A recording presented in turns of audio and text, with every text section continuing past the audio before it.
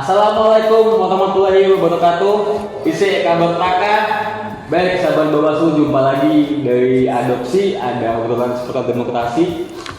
Ini merupakan podcast dari Bawaslu Kabupaten Penajam Pasir Utara. Baik, pada kesempatan ini kita akan membahas terkait proses seleksi anggota Bawaslu Provinsi Kalimantan Timur yang sebentar lagi akan dibuka pendaftarannya. Ya, sudah bersama saya Bapak Johan Kadir Putra. Beliau merupakan ketua tim seleksi untuk Kalimantan Timur ya Pak ya. Ya. Selamat datang Pak Johan. Selamat datang, terima kasih, luar biasa MC-nya ini. Apa kabar Pak Johan? Alhamdulillah sehat, lebih sehat lagi kalau di hadapan saya ada Mas Danu ini. Ya, beliau merupakan seorang dosen di Universitas Balikpapan dan dosen saya juga waktu kuliah dulu. Baik Pak Johan, saya ingin kita ngobrol lah terkait ini proses seleksi anggota Bawaslu di Kaltim, Pak. Oke. Sudah sejauh mana persiapan dan kesiapan tim sel sendiri, Pak? Ya, alhamdulillah kesiapan tim seleksi sejauh ini sudah sangat siap untuk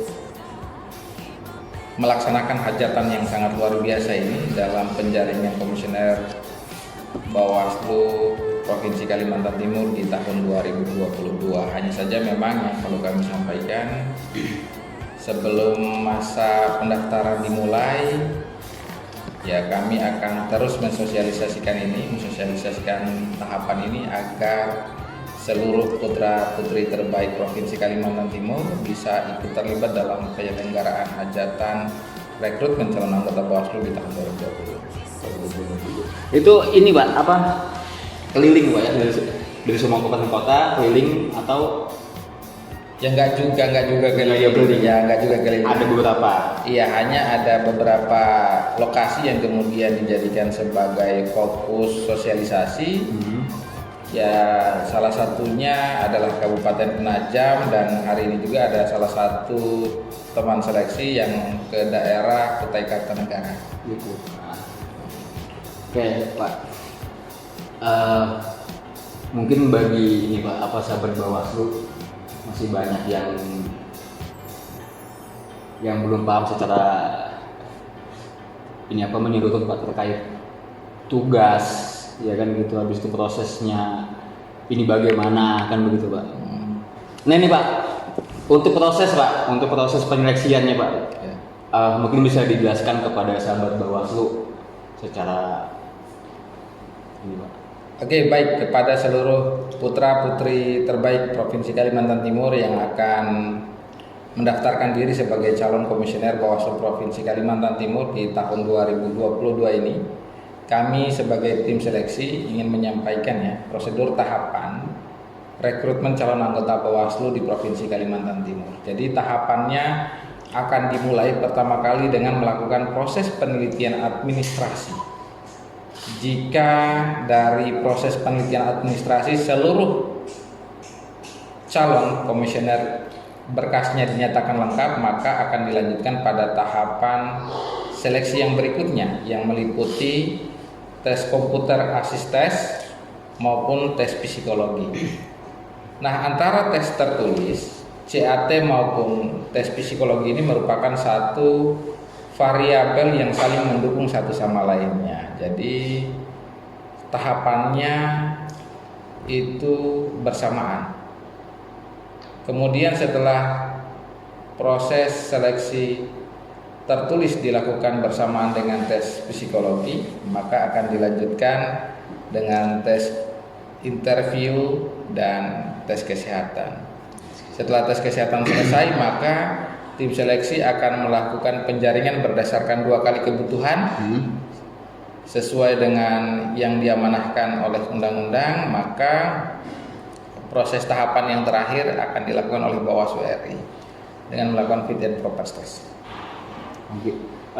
Untuk Kaltim sendiri Pak, kan sesuai dengan SK yang diterima bahwasanya anggota Bawaslu di Kaltim kan ada dua ini Pak ya, maksudnya terbagi dua gitu Pak. Nah itu apakah satu gelombang kah atau dua gelombang gitu Pak? Iya, baik, terima kasih. Sedikit informasi kepada seluruh masyarakat Kaltim juga ya yang akan mendaftar. Jadi sampai dengan saat ini kami di tim seleksi lagi menunggu arahan dari Bawaslu RI terkait dengan jumlah kebutuhan calon komisioner yang akan diseleksi di Provinsi Kalimantan Timur. Apakah seleksi akan dilakukan berdasarkan total jumlah komisioner yang ada atau berdasarkan masa jabatan komisioner sebagaimana yang ada hari ini 3+2 atau 5 sekaligus. Kami dari tim seleksi masih menunggu arahan dari Bawaslu RI untuk melakukan perkalian terhadap jumlah kebutuhan yang ada tadi. Saya kira itu yang Ya, berarti belum ada kepastian Pak ya? Ya, belum ada. Tapi alangkah baiknya ya kalau memang kita seperti itu langsung aja daftar Pak ya? Iya, kalau ada masyarakat yang ingin mendaftar, anggota Bawaslu yang hari ini lagi menduduki posisi itu mau ingin mendaftarkan diri sebagai komisioner di tahun 2022 ya kami persilahkan dengan senang hati sebanyak mungkin, sebanyak-banyaknya bisa tadi ya sebanyak-banyaknya. Betul. Gini Pak, ya seperti yang sudah Pak, bahwasanya dalam perekrutan anggota Bawaslu maupun KPU Pak ya, yang di provinsi RI bahkan sampai di kabupaten kota itu kan juga syarat dengan kepentingan Pak. Kita tahu lah, bukan kepentingan ini Pak yang ada kepentingan parpol, pemerintah, rakyat kan gitu Pak yang harus di-cover. Nah, apakah ada kompetensi lain Pak atau tambahan di luar daripada syarat yang sudah ditetapkan oleh undang-undang? Kan gini maksudnya, apakah ada semacam rekomendasi itu juga mempengaruhi Pak gitu maksud saya? Iya. Baik ya, teman-teman sekalian, mengenai isu-isu titipan dan lain sebagainya macamnya. Isu titipan apakah dari lembaga, organisasi atau partai politik tertentu itu merupakan isu yang sudah seringkali terjadi di setiap kali hajatan. Iya, lumrah. Iya, itu sudah biasa kali terjadi. Hanya saja yang kami yakini khususnya kami di tim seleksi sampai dengan hari ini masih memegang teguh komitmen itu bahwa biar bagaimanapun hajatan yang sangat luar biasa ini harus diselenggarakan secara terbuka dan demokratis serta transparan. Nah, mengenai ada keinginan dari lembaga, ada keinginan dari organisasi atau partai politik tertentu yang ingin merekomendasikan calonnya, ya silahkan saja sepanjang itu dilaksanakan atas dasar nama kelembagaan. Ya, hanya saja yang menjadi catatan pentingnya adalah rekomendasi itu bukan merupakan satu poin penting untuk kami selaku timsel memberikan penilaian, tetapi dia akan menjadi salah satu alat untuk mempermudah tim seleksi melakukan tracking, melakukan wawancara terhadap calon-calon yang direkomendasikan yang tentunya dengan standar-standar objektivitas tadi, misalnya kemampuan yang bersangkutan di bidang kepemiluan, integritas yang bersangkutan, dan seterusnya. Itu akan memudahkan kami untuk melakukan hal itu, mengklarifikasi semuanya. Apakah benar peserta yang dicalonkan ini, yang direkomendasikan sebagai calon oleh organisasi, lembaga atau partai politik ini betul-betul memiliki kemampuan sebagaimana yang disampaikan itu, atau justru tidak? Saya kira seperti itu. Berarti bukan termasuk dalam poin yang saya rasa sangat penting Pak ya. Tanpa itu pun bisa saja mendaftar gitu Pak ya. Iya, tanpa itu pun bisa saja.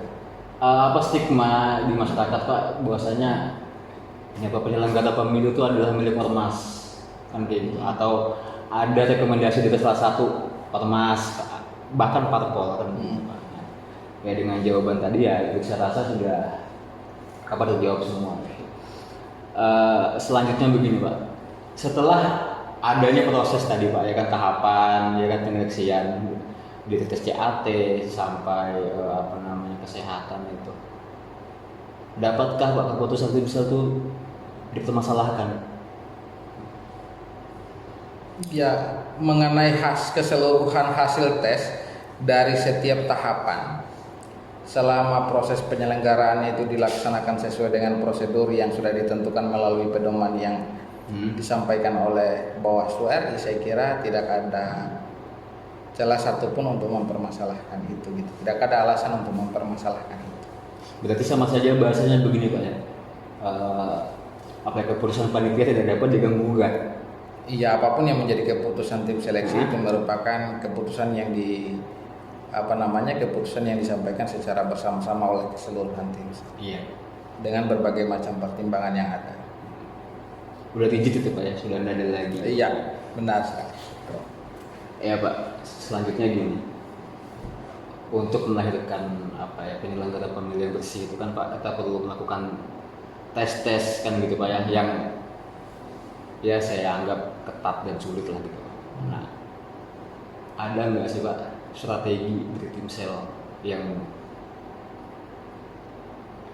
dilakukan untuk itu? Kan itu kan begini Pak, mungkin saya mikir begini, ada semacam tracking kepada si calon tadi untuk jejak kriminalnya, jejak finansialnya, jejak digital, jejak sosial. Apakah itu dilakukan Pak oleh Timsel? Iya, jadi teman-teman sekalian yang perlu kami ingin sampaikan bahwa semua peserta nanti itu pasti akan dilakukan proses tracking gitu ya, untuk mengetahui rekam jejak dia, tidak hanya terhadap kapasitas keilmuan dia sebagai penyelenggara, tetapi juga terhadap perbuatan-perbuatan hukum yang dia lakukan. Misalnya apakah benar yang bersangkutan pernah atau tidak pernah melakukan perbuatan pidana atau tidak, seperti itu. Apakah yang bersangkutan pernah dikenai hukuman yang minimal dengan ancaman 5 tahun penjara atau tidak. Begitu juga terhadap hal-hal yang lainnya, khususnya misalnya berkaitan dengan penyelenggaraan kepemiluan. Jadi pasti akan dilakukan proses tracking yang seperti itu untuk memastikan bahwa apa yang disampaikan oleh si calon komisioner ini benar atau tidak gitu. Itu melibatkan badan atau lembaga lain kah atau hanya Timsel sendiri Pak untuk melakukan itu? Iya, kita melibatkan lembaga lain. Mungkin kalau kayak kriminal mungkin lebih kepada ke Mahkamah Agung atau pengadilan. Iya, lebih kepada kepolisian paling tidak. Ya. Serendah-rendahnya pihak kepolisian. Ada mungkin masukan apa gitu yang perlu disampaikan? Yang jelasnya sampai dengan hari ini sama seperti saat konpres kemarin ya, kami berharap melalui podcast hari ini informasi mengenai kegiatan pendaftaran calon anggota Bawaslu Provinsi Kalimantan Timur tahun 2022 bisa tersampaikan kepada seluruh lapisan masyarakat agar seluruh putra-putri terbaik Provinsi Kalimantan Timur, khususnya yang ada di Kabupaten Penajam Pasir Utara, yang konsen terhadap penyelenggaraan kepemiluan dapat berpartisipasi secara maksimal. Harapan kami seperti itu. Baik Pak, untuk info waktu Pak dan tempat pendaftarannya. Iya, baik ya. Jadi saat ini kami tim seleksi sudah membuka pengumuman pendaftaran. Yang pendaftaran itu baru akan dimulai pada tanggal 22 Juni 2022 sampai dengan tanggal 30 Juni 2022. Yang proses pendaftaran itu dapat diantarkan langsung atau melalui pos kilat serta email. Cuman hanya yang kami tekankan teman-teman sekalian, apabila ada calon yang ingin mendaftarkan lamarannya melalui email, kami ingin tegaskan bahwa email itu hanya sebagai sarana untuk mengkonfirmasi kalau yang bersangkutan telah mengirimkan lamarannya, tetapi juga masih menjadi kewajiban bagi pelamar untuk mengirimkan dokumen aslinya baik melalui pos kilat atau secara langsung ke alamat Sekretariat Tim Seleksi Bawaslu yang ada di Hotel Bumi Sinyur, Kota Samarinda. Ya baik sahabat Bawaslu, untuk informasi ketika ada gelar pendaftaran tadi mungkin bisa buka link deskripsi, ada di linknya di video ini, ada deskripsinya, diklik aja, di situ ada masuk informasinya, atau bisa melalui Instagram dan website di Bawaslu PPU. Oh ya, satu lagi, itu pendaftaran itu langsung ditujukan kepada tim seleksi, jadi bukan melewati Bawaslu di sini Pak ya, atau kabupaten kota ya. Jadi si pelamar langsung ke tempat gitu Pak ya, Atau mengirimkan melalui pos kilat. tapi alangkah baiknya ketika diantarkan langsung kan. Iya. Jadi biar rasa perjuangannya itu melekat. Wassalamualaikum warahmatullahi wabarakatuh. Bersama rakyat awasi pemilu, bersama Bawaslu tegakkan keadilan pemilu.